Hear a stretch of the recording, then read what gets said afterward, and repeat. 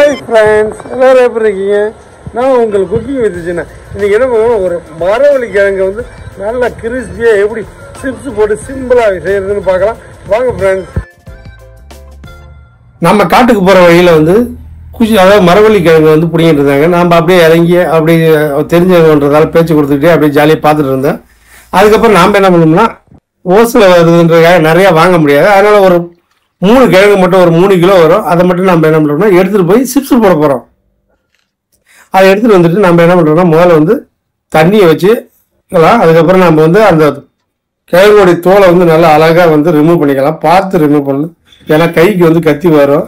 அதனால் வந்து பார்த்து நம்ம கிளீன் பண்ணிக்கலாம். எல்லா கையும் நம்ம கிளீன் பண்ணிட்டோம். அதுக்கப்புறம் நம்ம வச்சுருக்கிற பஜ்ஜி செத்துற கட்டையில் வந்து நம்ம இதை செத்திக்கலாம். பார்த்தீங்கன்னா கொஞ்சம் திக்னஸாக இருந்தால் தான் இந்த மாதிரி வரும், மெலிசான கட்டையில் வராது. அதனால் இந்த மாதிரி அழகாக நம்ம வந்து எல்லாத்தையும் நம்ம ஸ்லைஸ் பண்ணிக்கலாம். எல்லாத்தையும் நம்ம ஒரு வழியாக ஸ்லைஸ் பண்ணிட்டோம். அதுக்கப்புறம் அடுப்பை பற்ற வச்சு நம்ம ஆயில் ஊற்றிக்கலாம். எவ்வளோனா 1 லிட்டர் ஊற்றிக்கலாம். நம்மளுக்கு எவ்வளோ தேவையோ அவ்வளோ தேவையான அளவுக்கு ஆயில் ஊற்றிக்கலாம். அது நல்லா சூடாகி வந்ததுக்கப்புறம் நம்ம எல்லாத்தையும் பாருங்கள் அழகாக சீவி நம்ம ரெடியாக வச்சுருக்கிறோம். அதுக்கப்புறம் நம்ம வந்து டைரெக்டாக தான் போட போகிறோம். ஒன்று தண்ணியில் போட்டு அலசிட்டு எடுத்து வைக்க போகிறதில்ல. அதனால் வந்து ஆயில் சூடு ஏறிச்சு, நம்ம அப்படியே டைரெக்டாக என்ன பண்ணுறோம், செத்துறதுக்கப்புறம் அப்படியே டைரெக்டாக சிப்ஸை வந்து போட்டுக்கலாம். லைட்டாக கையை தூக்கி வச்சுட்டு ஆயில் போடாமல் ஒன்று ஒன்றா போட்டுக்கலாம். மொத்தமாக போட்டோம்னா அதோடைய வேகும்போது ஒன்றோட ஒன்று ஒட்டிக்கிட்டு பிரியாமல் இருக்கும். அதனால் நம்ம என்ன போடும்போது ஒரு பீஸாக போட்டு நாம் போட்டோம்னா அது ஆயிலில் போய் டிப் ஆனதுக்கப்புறம் ஒட்டாமல் இருக்கும். அதனால் நம்ம அந்த மாதிரி எல்லாத்தையும் வந்து தூவி போட்டுக்கலாம். பாருங்க, நல்லா போட்டாச்சு. நல்லா ஃப்ரை ஆகும் போது நல்லா முறுமுறுன்னு ஆயிலுடைய சத்தம் வருது. என்ன காரணம்னா கிழங்குல வந்து ஈரப்பதம் இருக்கிறதால அந்த சத்தம் வருது. அப்படியே நம்ம என்ன பண்ணுவோம், லைட்டாக அப்படி ஒட்டாமல் நம்ம ஒன்று பிரித்து விட்டுக்கலாம். எல்லாம் நல்லா முறுமுறுன்னு வர அளவுக்கு நம்ம என்ன பண்ணணும், ஃப்ரை பண்ணிக்கலாம். நல்லா கோல்டன் கலரில் செவக்கிறதுக்குள்ள நம்ம எடுத்தோம்னா அதே ஒரு கலர் சேஞ்ச் ஆகிடும். நம்ம செவந்ததுக்கப்புறம் எடுத்துட்டோம்னா கருகின ஸ்மெல் வரும். அதனால் வந்து எந்த பதமாக எடுக்கணும்னு பார்க்கலாம். வாங்க. அப்படியே லைட்டாக பாருங்க கலர் சேஞ்ச் ஆக ஆரம்பிச்சிருச்சு. நாம் இந்த பதத்தில் வந்து எடுத்து நம்ம ஒரு பவுலில் போட்டுக்கலாம், பாத்திரத்தில்.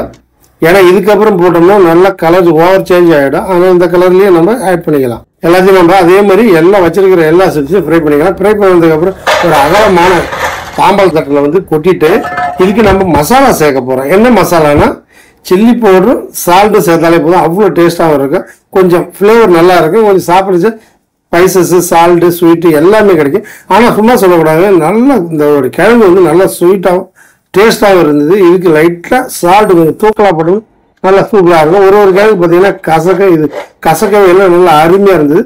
அதுக்கப்புறம் நம்ம என்ன பண்ணுறோம்னா சில்லி பவுடர் சால்ட்டையும் போட்டு நல்லா மிக்ஸ் பண்ணிக்கலாம்.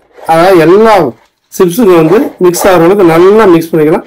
ஆனால் பாருங்கள் நல்லா முளன்னு நல்லா கிறிஸ்பி ஆகிடுச்சு. அதனால தான் இந்த சத்தம் நல்லா அருமையாக வந்துருச்சு ஃப்ரெண்ட்ஸ். நீங்கள் சிப்ஸை ஈஸியாக இந்த மாதிரி உங்கள் வீட்டில் நீங்கள் செய்யலாம் ஃப்ரெண்ட்ஸ்.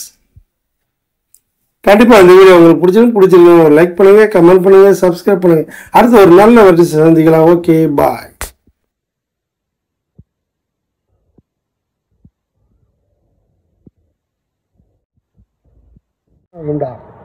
நல்லா ஆயில் சொல்லுங்க.